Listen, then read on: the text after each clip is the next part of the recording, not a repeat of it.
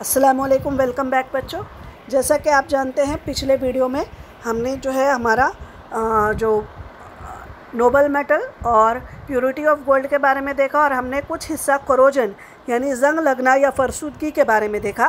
तो फरसूदगी या करोजन यानी जब हमारे अतराफ़ की गैसों हवा में मौजूद गैसें जो है धातों के साथ तामुल करती हैं तो उनके कंपाउंड्स या मुरक्कबात तैयार होते हैं, जिसकी वजह से धातों पर असर पड़ता है और धातें ख़राब होती हैं। इसी अमल को फरसूदगी कहते हैं। Gases in the air react with metals in presence of moisture to form metal compounds. The metal get affected by this process and undergo what is called corrosion. और इसी तरीके से जो है करोजन या धातों को ताकुल या जंग लगता है। तो हमारे आसपास किस तरीके से होता है, एग्जाम्पल्स से समझने की कोशिश करते हैं। A reddish coloured deposit is formed on iron by reaction with oxygen gas, यानी हम लोहे पर ऑक्सीजन गैस का तामुल होकर सुर्खी माइल गिलाफ तैयार होता है। ये जो है लोहे को जंग लगना हम सब देखते हैं, हमारे अतराफ में चीज़ें मौजूद होती हैं। नेक्स्ट है a greenish colour deposit is formed on copper by reaction with carbon dioxide gas. तांबे पर कार्बन डाइऑक्साइड गैस का तामुल होता है तो हरे रंग की तय बनती है। तांबा, हमारे घर में तांबे की अशिया भी होती होंगी, बहुत सारे लोगों के घरों में।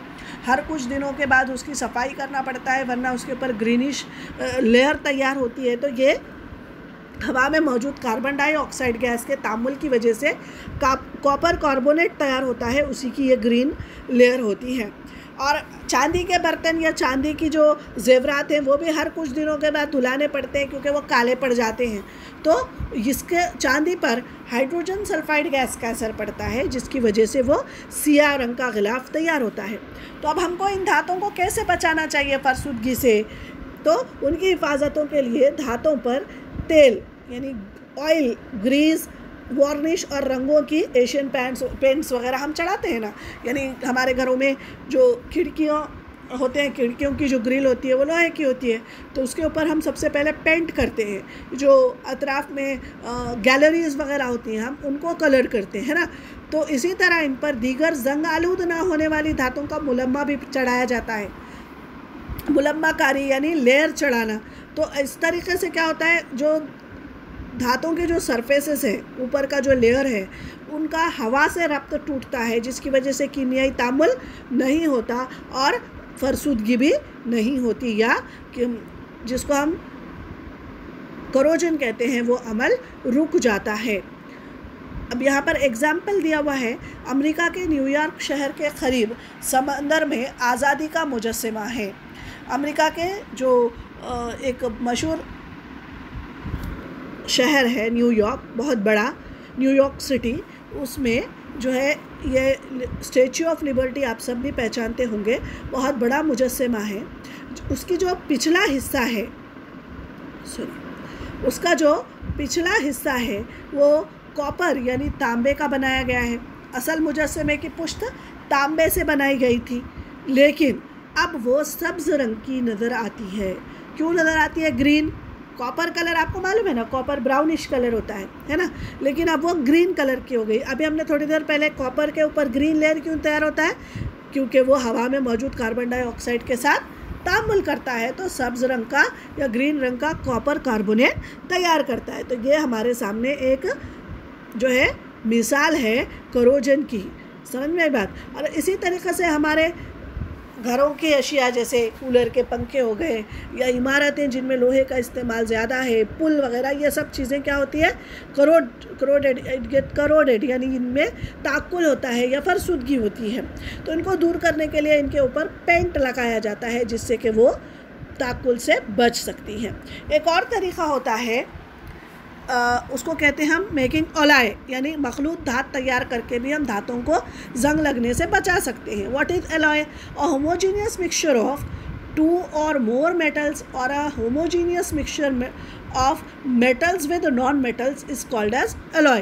यानी 2 या ज़्यादा धातों या धातों और अधातों के मुतजानिस आमेज़े को मखलूत धात कहते हैं। यानी किसी धात में बहुत कम मिक़दार में कुछ दूसरे धातों या अधातों का आमेज़ा कर दिया जाए या मिलावट कर दी जाए तो उसकी जो पुरानी प्रॉपर्टी है, किसकी प्रॉपर्टी,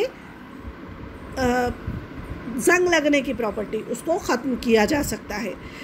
हस्बे ज़रूरत अज्ज़ाए तरकीबी मुख्तलिफ़ तनासुब में मिलाकर मखलूत धात तैयार की जाती है। यानी अपने अपने हिसाब से अलग अलग क्वांटिटी में कॉन्स्टिट्यूएंट जो है उसमें मिलाए जा सकते हैं अलग अलग।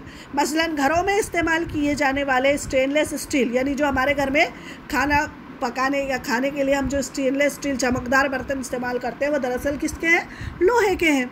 तो भाई ये इतना लोहे को जंग क्यों नहीं लगता? फिर प्लेट्स हमारी अगर लोहे की हैं तो क्योंकि वो लोहे की मखलूत धात है जो कि स्टेनलेस स्टील है।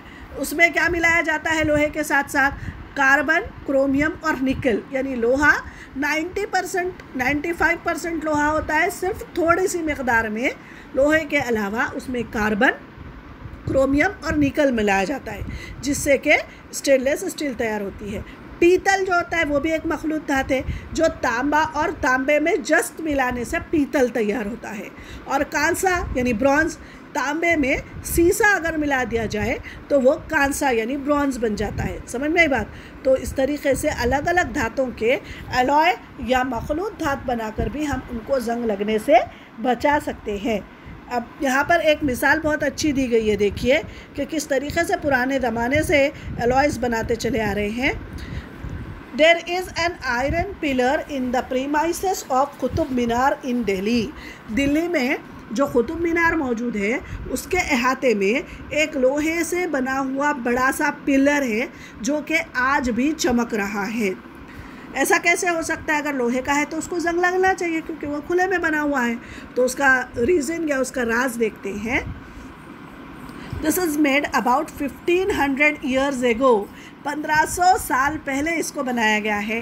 The pillar is lustrous even after so many years. यानी इतने 1500 साल पहले बनाने के बावजूद भी ये आज भी चमक रहा है जू का तू। This is because our ancestors had made it from an alloy. ये इसलिए है कि हमारे आबा व अजदाद ने इसको एक एलॉय के ज़रिए बनाया, यानी इसमें कुछ लोहे के साथ साथ कुछ दूसरी धातों को भी मिलाया है। It contains small proportion of carbon, silicon and phosphorus mixed in iron. तो आयरन में कार्बन मिलाया गया है, सिलिकॉन और फॉस्फोरस को मिलाकर ये जो है कुतुब मीनार के अतराफ़ में बनाई गई जो है ये पिलर है, सुतून है, इसीलिए वो आज भी चमक रहा है। अगर उसमें कोई दूसरे चीप वैरायटी का जो है अशिया मिला दी जाए तो उनमें क्रैक्स भी हो सकते हैं। समझ में आई बात? तो ये मिसाल है। तो बहुत सारे जो है बर्तन वग़ैरह या मुजस्समे वग़ैरह जब बनाए जाते हैं धातों से, तब उनमें एलॉय बनाना या उसमें दूसरी धातों की आमेज़िश करना ज़रूरी है ताकि उनको जंग ना लगे और वो हमेशा चमकते रहें। तो बच्चों यहाँ पर हमारा ये सबक धात और अधात ख़त्म होता है। उम्मीद है आप सबको समझ में आया होगा। अब मैं एक रिक्वेस्ट आपसे इस लेसन के आखिरी में करना चाहती हूँ कि अब तक अगर आपने मेरे चैनल को सब्सक्राइब नहीं किया है तो इसको सब्सक्राइब करें ताकि हमेशा आपको जब भी नए वीडियो अपलोड हो आप उसको पा सकें।